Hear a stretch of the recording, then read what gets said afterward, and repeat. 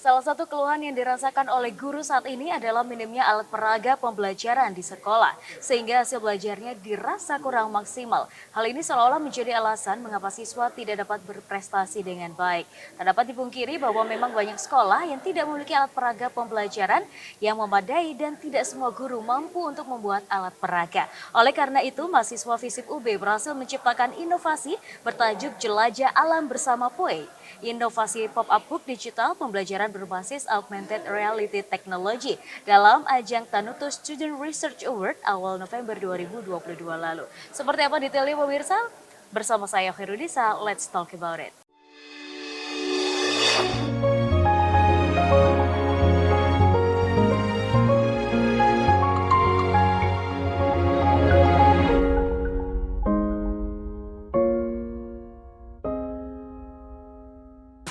Ya pemirsa, kembali lagi bersama kami dalam program Let's Talk. Pada episode hari ini telah hadir narasumber kita yaitu Mbak Niken Arya Putri Aprilia, yaitu selaku mahasiswa FISIP UB yang membuat inovasi jelajah alam bersama POE. Wah, seperti apa nih? Kita akan sapa terlebih dahulu. Assalamualaikum Mbak Niken. Waalaikumsalam warahmatullahi wabarakatuh. Gimana nih kabarnya hari ini? Alhamdulillah kabarnya baik sekali. Kakak sendiri? Alhamdulillah baik juga, luar biasa. Mbak Niken, kita akan ngobrol lebih banyak nih tentang inovasi yang telah dibuat oleh Mbak Niken beserta dengan tim. Tapi kita ingin ngobrol nih lebih jauh berkaitan tentang TSRA itu sendiri. Karena siapa tahu ada adik-adik tingkat nih yang ingin mengikuti jejaknya Mbak Niken mengikuti ajang tersebut. Apa sih TSRA itu? Oke, jadi TSRA sendiri itu merupakan Tanuto Student Research Award. Dan di tahun saya, yakni di tahun 2022, itu masuk di tahun kedua dari pelaksanaan TSRA ini. Jadi memang TSRA ini diprakarsai oleh Tanuto Foundation dan juga dengan Institut Teknologi Bandung. Jadi ada kolaborasi di antara keduanya. Lalu untuk TSRA ini juga di dalamnya itu memuat tentang kolaborasi multidisiplin yang difokuskan ke alat peraga. Jadi pembuatan inovasi alat peraga pendidikan begitu. Oke, baik. Nah, kemudian apa saja sih syarat dan ketentuan untuk menjadi peserta? Apakah ada seleksi khusus gitu ya untuk bisa menjadi perwakilan delegasi dari masing-masing universitas? Oke, kalau khususnya di Universitas Brawijaya sendiri ya Kak, kalau di tahun saya itu ada 2 jalur untuk mengikuti TSRA ini. Jadi dilihat dari track recordnya selama di akademik, jadi dari prestasi akademiknya, terus juga terkait dengan prestasi non-akademiknya juga. Lalu juga ada jalur yang dikaitkan dengan minatnya sendiri. Jadi ketika memang berminat dan tahu informasinya, bisa mengikuti step by step yang sudah ada di laman dari TSRA itu sendiri. Oke, kalau pengalaman dari Mbak Niken waktu itu pakai jalur yang mana nih? Kalau untuk saya, jadi saya dapat jalur rekomendasi Kak. Jadi di track record, alhamdulillah. Jadi di track record dari hasil prestasi akademik dan juga prestasi non akademiknya. Oke. Kemudian apakah semua universitas yang ada di Indonesia sudah boleh nih untuk mengikuti ajang TSRA atau ada ketentuan lebih khusus lagi?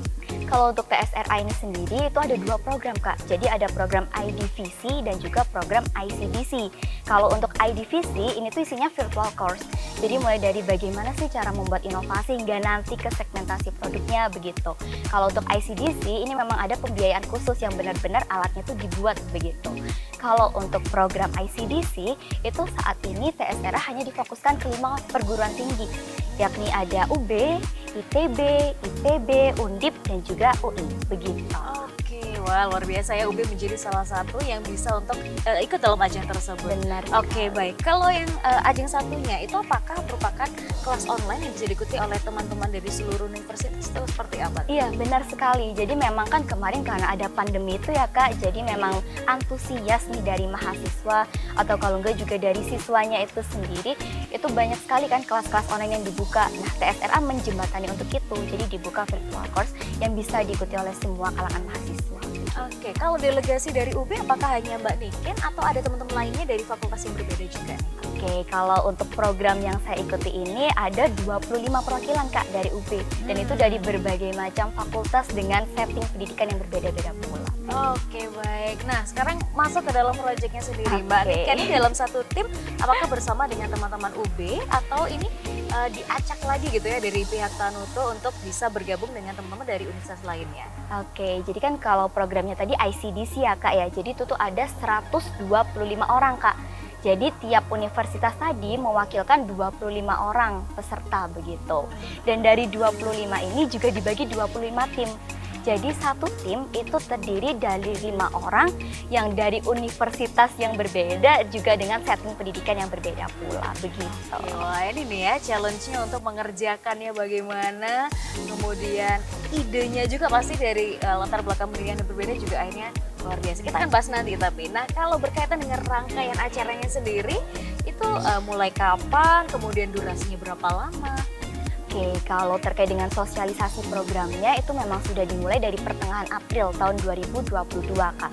Kalau untuk pelaksanaan pertama banget nih, mulai dari briefing, terus juga pengarahan awal, itu dimulai di tanggal 13 Mei, Kak. Jadi mulai dari tanggal 13 Mei itu di setiap weekend nih, di setiap Sabtu Minggu, kita ada virtual course, juga ada pembimbingan dan juga team building di situ, Kak. Jadi mulai dari Mei sampai bulan November awal, yakni tanggal 6 November, itu kami ada setiap minggunya itu ada kelas online TSRA begitu, Kak. Oke, hampir 6 bulan lebih ya Iya, untuk benar sekali. programnya ya. Kemudian dalam 6 bulan tersebut bagaimana caranya Mbak Niken bersama teman-teman mengerjakan proyek, apalagi ada challenge dari jarak gitu ya dan juga mungkin waktu kesibukan dan kuliahnya. Iya, benar sekali, itu memang menjadi salah satu tantangan tersendiri ya, Kak, bagi kami. Jadi kami melakukan koordinasi secara online begitu, mulai dari pembuatan produknya, pembagian tugasnya itu benar-benar kami diskusikan secara online. Jadi kalau untuk bagaimana caranya, otomatis kita mainnya di time management sih, Kak. Karena kan tiap-tiap anggota ini pastinya punya kesibukan yang berbeda-beda juga. Jadi memang di situ jadi tantangan kita, Kak, buat menentukan satu waktu aja buat diskusi begitu. Oke, kemudian apakah ada pembagian job desk? Oh, kamu nih yang bikin misalnya offline produknya, ada yang bikin digital produknya, atau ada ketemuan satu waktu tertentu? Oke, kita garap bareng-bareng yang benar-benar tatap muka. Oke, kalau untuk tim saya memang kami benar-benar memanfaatkan kondisi online begitu, Kak. Jadi memang diskusi itu secara full daring begitu. Kalau untuk pembagiannya, karena memang program ini kan sifatnya kelompok multidisiplin nih, Kak. Jadi tiap orang kan punya setting pendidikan yang berbeda begitu. Jadi memang tiap orang ya punya tupoksinya masing-masing yang disesuaikan dengan latar belakangnya juga gitu. Oke. Iya, kayak misalkan dari saya sendiri nih, saya dari psikologi begitu. Jadi memang di sini tugas saya ada di konten materi, terus juga uji coba produknya juga. Jadi menyesuaikan dengan perkembangan kognitif dan minat siswa begitu, Kak. Karena kan itu juga menjadi salah satu bahan gitu. Oke, baik. Kita masih akan ngobrol-ngobrol lebih lanjut dengan Mbak Nik yang berkaitan dengan inovasinya, tapi di segmen berikutnya pemirsa, jangan kemana-mana, tetap di program Let's Talk.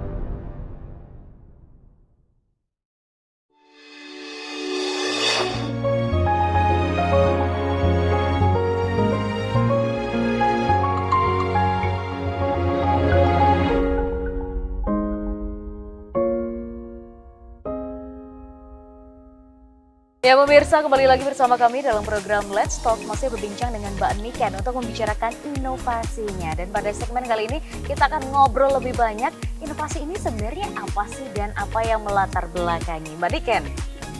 Iya, kalau untuk inovasinya ini sendiri, jadi ini merupakan sebuah pop-up book digital. Jadi pop-up ini, Kak, bisa kita gunakan secara offline ataupun juga bisa memanfaatkan online dengan menggunakan smartphone begitu. Oke, nah kalau untuk kurikulum yang ada di sini, ini khusus kurikulum apa nih kira-kira? Kalau untuk pop-up book ini memang masih kami fokuskan untuk kurikulum 13 dan dikhususkan untuk kelas 5 sekolah dasar begitu, Kak.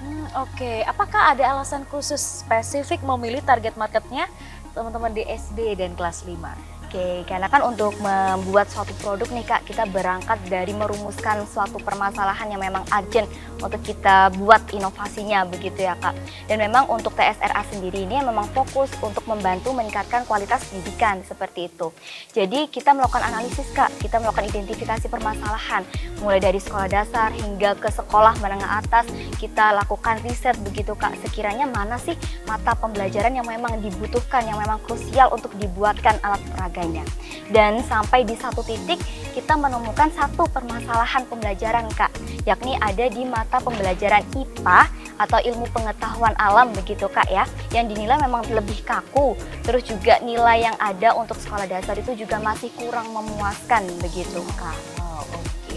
Berarti ini pure dari riset teman-teman. Apakah mungkin ada circle terdekat, misalnya adiknya atau sepupunya ngerasa, ini aku kalau di sekolah kayak kurang oke banget nih alat peraganya. Apakah pernah mendengar selentingan seperti itu? Tentu saja pernah Kak, karena dari ibu saya sendiri itu merupakan guru sekolah dasar begitu Kak. Dan memang sedang memegang kelas 5 begitu. Jadi saya pun juga sharing begitu ya Kak terkait dengan itu gitu. Dan mama saya memang men-sharingkan, memang untuk mata pembelajaran IPA khususnya di submateri ekosistem itu banyak sekali keluhan datang Kak. Dan tidak hanya di satu sekolah dasar saja, kami juga mencoba menggali permasalahan juga di sekolah dasar lainnya di Kabupaten Malang. Dan memang permasalahannya serupa Kak begitu. Oke, tentang alat peraganya. Nah ini kita Benar. makin penasaran nih untuk bisa langsung explore Boleh dari covernya sekali, sendiri, Kak. jelajah alam bersama Poe, bacanya Iya. seperti itu ya. Poe ini siapa? Jadi POE ini merupakan tokoh utama kita Kak. Dan nama POE ini sendiri merupakan akronim dari Pop Up Ecosystem. Sih, keren banget. Iya. Oke. Sekarang kita ingin coba lihat gitu ya dalam Boleh, salah satu boleh. halaman biar pemirsa juga tahu apa sih contoh isi dari buku ini. Oke, kan kita bisa buka terlebih dahulu ya Kak. Oke, jadi ini merupakan salah satu ekosistem buatan Kak. Jadi ini merupakan bendungan begitu. Oke, ini jadi bisa dibuka-buka gitu ya. Iya, jadi kita bisa langsung belajar secara offline. Jadi kalau memang nanti ada keterbatasan untuk penggunaan smartphone Kak, alat atau buku ini sendiri bisa langsung didapatkan informasinya melalui baca di sini Kak. Oke, sedangkan digitalnya ada barcode-nya di Benar situ. sekali. Oke, boleh kita coba kali ya. Boleh banget Kak. Jadi memang pop-up book ini kan pop-up book digital ya Kak, inovasi interaktif begitu. Jadi di sini kita menggunakan atau memanfaatkan teknologi augmented reality Kak. Iya. Jadi di sini teman-teman nantinya bisa download aplikasinya terlebih dahulu yang juga sudah ada panduannya dalam buku ini. Oke, mungkin di sini kita bisa coba bendungan ya. Jadi di sini teman-teman bisa langsung klik bagian waduk atau bendungan. Oke, lalu bisa langsung ditekan. Nah, jadi akan langsung diarahkan ke kamera seperti ini dan teman-teman bisa mengarahkan ke barcode yang tersedia. Oke. Nih, jadi teman-teman sudah terlihat ya. Di sini sudah ada langsung nih ekosistem dari waduk yang ada di digital ini. Dan di sini teman-teman bisa mengarahkan phone-nya untuk bergerak nih seperti ke ular. Nah, jadi teman-teman bisa mendapatkan informasi terkait dengan ular itu hewan yang seperti apa sih dalam rantai makanan, begitu. Hingga nanti di penghujung Kak, di sini kami juga melengkapi dengan games. Dan gamesnya ini kami kemas dalam bentuk kuis interaktif, begitu. Oke, ini bisa dimainkan secara tim untuk dilombakan atau ini pembelajaran secara individual? Oke, kalau untuk pembelajarannya memang bisa dilakukan secara fleksibel ya Kak, jadi bisa langsung digunakan secara individu atau mungkin dari tim per tim, jadi nanti ada kompetisi untuk besar-besaran poin juga bisa. Oke, seru juga. Kita coba lihat mungkin ya di halaman lainnya Oke, seperti apa boleh. penampakannya. Oke. Oke, untuk halaman selanjutnya ini adalah kota Kak. Iya, jadi memang pop-up book ini itu kan ada tadi tokohnya Po, Kak. Dan Po ini juga punya alur ceritanya. Jadi Po itu tetap bangun tiba-tiba di tengah gurun pasir Kak di halaman awal. Terus kita semua akan membantu Po untuk pulang kembali ke kota, ke rumahnya, begitu Kak. Jadi imajinasinya teman-teman ini juga turut dibangun ya. Benar sekali Tidak hanya Kak. sekedar belajar di waduk ada apa, di kota ada apa. Seru banget. Iya.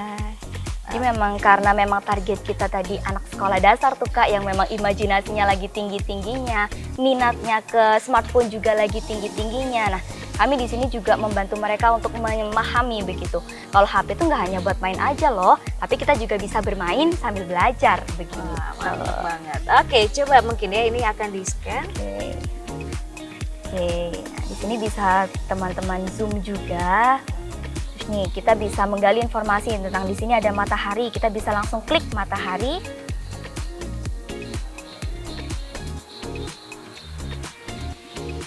Sebentar. Ada musiknya juga nih pemirsa Iya, ya, ada jadi nggak musiknya bosen juga. kalau dengerin. Oke. Oke, kita bisa langsung klik matahari.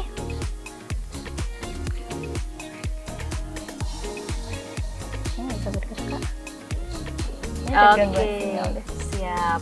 Oke, nah semoga pemirsa sudah ada gambaran gitu ya terkait bagaimana penggunaan dari pop-up booknya beserta juga yang ada di dalam digitalnya kurang lebih seperti apa.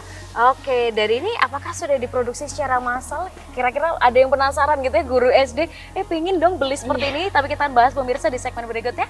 Jangan kemana-mana, tetap di program Let's Talk.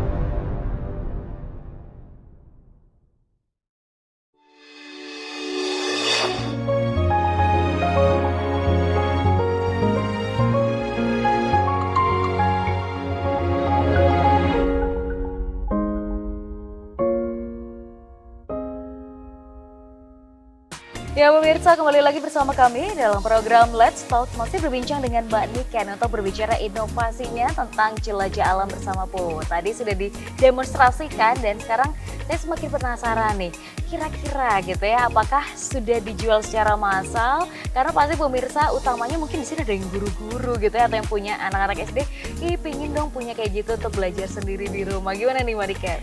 Oke, kalau untuk bukunya ini sendiri memang masih digunakan untuk kalangan terbatas ya Kak. Tapi memang besar harapan kami nantinya kami bisa lebih memaksimalkan begitu Kak. Kita bisa perbaiki desainnya, terus kita bisa optimalkan lagi aplikasinya. Sehingga nantinya besar harapan kami bisa diproduksi secara massal begitu Kak. Oke, berarti ini next planning dari Mbak Niken dan tim ada ke arah sana gitu ya? Benar sekali Kak. Oke, ini goalsnya apakah akan menggantikan alat peraga yang sudah ada di sekolah atau menjadi complementary? Nah, kira-kira gimana nih? Kalau untuk apakah akan menggantikan, karena sayangnya ya Kak ya, untuk materi ekosistem itu sendiri sejauh ini belum ada alat peraga yang fokus ke sana Kak. Jadi memang besar harapan saya ini menjadi salah satu inovasi alat peraga yang benar-benar membantu kualitas pendidikan di Indonesia semakin meningkat. Oke, dan apakah ini sudah diuji cobakan ke teman-teman SD kelas 5 secara langsung dan bagaimana respon mereka? Oke, itu saja sudah diuji cobakan ya Kak. Jadi uji coba yang pertama itu kami lakukan di SD Negeri Sengguruh Kak, di Kecamatan Kepanjen, Kabupaten Malang. Jadi di sana memang respon mereka tentu saja antusias sekali ya Kak. Karena kan kalau sejauh ini nih Kak, mereka tuh punya pandangan atau stigma yang buruk terhadap buku yang mereka anggap itu membosankan begitu. Jadi hadirnya pop-up book ini memang kami harapkan dan alhamdulillahnya juga bisa sedikit mengikis gitu stigma anak-anak sekolah dasar terhadap buku begitu. Oke, kalau respon dari guru-gurunya sendiri seperti apa nih pas pertama kali lihat, wah bukunya bisa seperti ini gitu? Tentu saja sama seperti respon kakak tadi, juga mereka merasa amazed gitu Kak. Otomatis juga mereka harap juga kalau ini nantinya bisa benar-benar digunakan di sekolah begitu. Jadi bisa membantu mereka untuk menyampaikan dan memberikan pemahaman terhadap siswa. Oke, baik. Kemudian apakah ada rencana kira-kira teman-teman yang disabilitas juga bisa nih untuk menikmati inovasi yang dibuat oleh Mbak Niken dan juga rekan-rekan? Oke, itu juga mungkin bisa menjadi salah satu target atau next plan kami ya Kak ya. Jadi kita juga bisa membuat produk ini tuh ramah akan teman-teman disabilitas begitu. Karena kan memang salah satu tujuan dari produk ini kan juga untuk menambah awareness rekan-rekan semuanya terhadap ekosistem gitu Kak. Dan kami pun juga ada tagline nih Kak terkait dengan pop-up-nya ini sendiri. Apa gitu. tuh? Jadi tagline-nya adalah bersama Po menjaga ekosistem begitu. Jadi memang ekosistem saat ini ya yang seperti kakak tahu ya, banyak sekali kerusakan alam yang terjadi, kepunahan besar-besaran, dan harapan kami ini juga bisa menjadi awareness bagi rekan-rekan semua. Oke, dan itu dimulai sejak dini gitu ya, bukan ketika udah besar tiba-tiba alamnya sudah rusak terus gimana nih cara perbaikinya? Oke, luar biasa banget. Oke, nah sekarang kalau ngobrolin soal pengalaman dari Mbak Niken nih, apakah ada cerita unik yang benar-benar nggak bisa dilupain mulai dari proses pembuatan hingga awarding di November 2022? Tentu saja banyak sekali ya Kak suka duka yang dihadapi, tapi memang alhamdulillahnya banyak sekali sukanya begitu Kak. Kami bisa bertemu dengan keluarga baru, kami bisa berbagi informasi dan pulang kembali dengan bekal ilmu yang bermanfaat yang juga bisa saya sharingkan begitu ke lingkungan sekitar saya begitu. Kalau untuk cerita uniknya memang saya sendiri kan juga baru nih Kak berkunjung ke Institut Teknologi Bandung gitu kan Kak ya.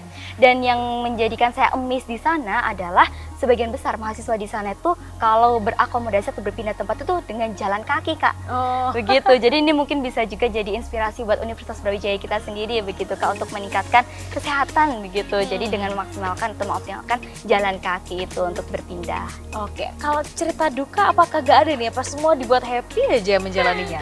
Kalau untuk cerita duka memang ya struggle karena kita jauh daerah itu tadi sih, Kak. Tapi alhamdulillah itu bisa kita antisipasi dan minimalisir bersama begitu. Wah, luar biasa. Oke, kemudian kalau support dari masing-masing universitas bagaimana? Karena kan dalam satu tim isinya dari 5 mahasiswa dari universitas yang berbeda. Khususnya UB sendiri seperti apa sih? Kalau dari UB sendiri memang di UB itu juga ada kan, Kak, grup khusus internal UB yang di situ juga ada support, terus juga ada bimbingan dari Bapak Ibu dosen pembimbing yang berasal dari Universitas Brawijaya itu sendiri. Jadi di situ kami juga merasa termotivasi, Kak. Terus kami juga merasa mendapatkan arahan yang memang membantu kami untuk mengembangkan produknya itu sendiri. Oke, kemudian kalau cerita di awardingnya itu seperti apa? Teman-teman mempresentasikan bersama dengan alat peraganya, kemudian bagaimana respon para juri juga?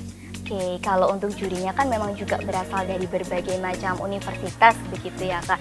Jadi memang respon yang mereka berikan pun juga baik begitu, Kak. Mereka mencoba untuk melakukan scan-scan itu tadi, mereka mencoba menjelajah dan mencoba kuisnya begitu. Dengan ditambahkan beberapa pertanyaan yang juga terkait dengan produk kami sendiri begitu. Oke, baik. Nah, ini pertanyaan pamungkas dan terakhir nih, pesan untuk teman-teman untuk bisa berprestasi seperti Mbak Niken juga bagaimana nih caranya? Oke, kalau menurut saya sendiri, Kak, memang kunci utama dari ini semua adalah be brave, Kak. Jadi berani untuk berminat, berani untuk menunjukkan rasa percaya diri terhadap potensi yang dimiliki, terus juga berani untuk mencoba begitu, Kak. Karena dengan keberanian itu sendiri, kita bisa mulai nih, Kak, untuk mengikuti segala hal atau segala kesempatan yang ada. Dan di situ juga kita bisa meningkatkan soft skill, terus juga bisa meningkatkan hard skill, dan tentunya berujung ke prestasi yang dimiliki begitu. Kalau yang didapat oleh Mbak Niken dari program ini apa nih kira-kira yang bisa di-share? Oke, selain dari medali emas yang alhamdulillah dibawa pulang begitu ya, Kak ya, memang ilmu dan juga kebersamaan itu tadi sih, Kak, yang menjadi pengalaman penting bagi saya. Ternyata bisa loh, dengan keterbatasan kondisi di pandemi kemarin itu kita bisa tetap memaksimalkan potensi kita, juga kita bisa membuat salah satu produk yang bisa juga bermanfaat bagi semua begitu, Kak. Oke, wah luar biasa sekali nih pemirsa ya. Hal yang dibuat oleh Mbak Niken ini memberikan kebermanfaatan yang luar biasa bukan hanya untuk sekarang tapi untuk pendidikan Indonesia di masa depan, dan semoga inovasinya tidak berhenti sampai di sini. Kita tunggu nanti sampai pada akhirnya bisa dinikmati oleh banyak sekolah-sekolah dasar di Indonesia. Kita bukan hanya di tempat percobaannya tadi, tapi di berbagai pelosok sekolah juga akhirnya bisa. Semoga sukses selalu untuk Mbak Niken dan tim. Dan pemirsa, tak terasa 30 menit sudah kita berbincang pada episode kali ini. Saya Khairunisa beserta seluruh kru yang bertugas pamit undur diri. Terima kasih dan sampai jumpa.